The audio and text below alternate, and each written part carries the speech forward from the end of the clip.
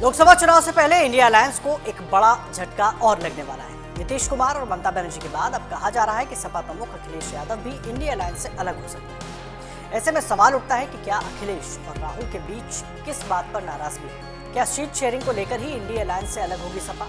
क्या कांग्रेस अकेले चुनाव लड़ने के मूड में है? इन सभी सवालों के बीच आप जान लीजिए कि जब राहुल गांधी इन दिनों अपनी भारत जोड़ो न्याय यात्रा यूपी में निकाल रहे हैं, तो ऐसे हालत में भी इंडिया अलायंस में फूट को लेकर क्यों सवाल है? दरअसल मामला यह है कि कहा जा रहा है कि सपा और कांग्रेस के बीच सीट शेयरिंग पर बात नहीं बनी, जिसके कारण अखिलेश यादव अभी तक यात्रा में शामिल नहीं हुए।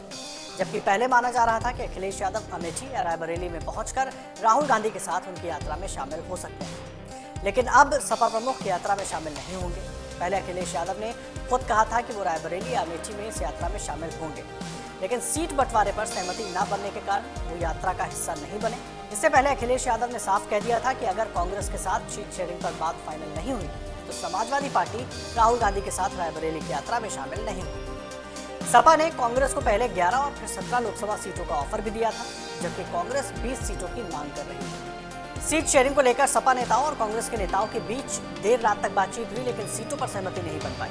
सीट शेयरिंग पर पेंच फंसने का असर अब न सिर्फ दोनों दलों के रिश्तों पर पड़ रहा है, बल्कि इसका प्रभाव अब भारत जोड़ो न्याय यात्रा पर भी दिखाई पड़ता दे रहा है।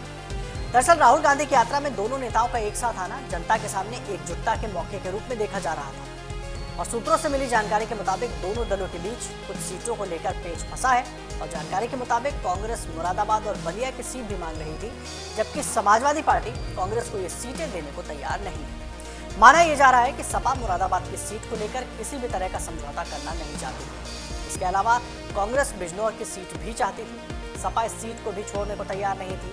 बात बनते बनते अटक गई। पेच बस इन 3 सीटों पर ही फंस गया। यानी कुल मिलाकर देखा जाए तो यूपी की 3 लोकसभा सीटों को लेकर कांग्रेस और सपा में सहमति बनती हुई नहीं दिखाई दे रही।